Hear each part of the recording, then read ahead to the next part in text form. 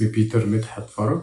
عملت العملية يوم 30/7، يعني 6 شهور مثلا. كان وزني قبل العملية 160 كيلو. خسيت على مدار ال6 شهور 65 كيلو.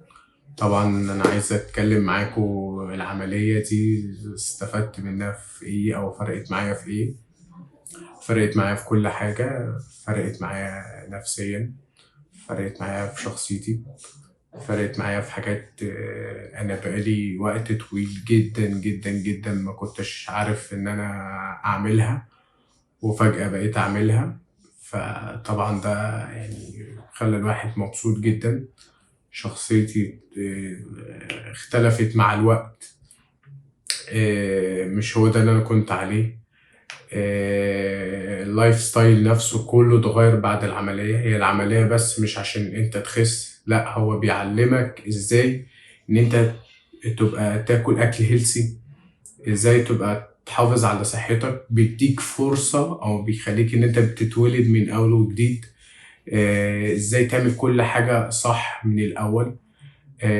وكل ده يعني معاك تيم بيساعدك، بيعلمك كل حاجة. العملية مش بس هي يوم العملية، لأ، بيبقى في متابعة معاك 24 ساعة في أي حاجة أنت عايز تسألها.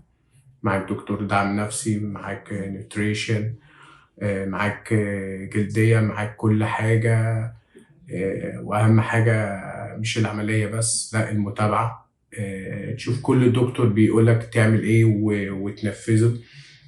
على فكرة العملية مش بس إنك وقفت بس عند يوم العملية بس، لأ، أنت برضو لازم إنك بتمارس سبور مع العملية، أي رياضة.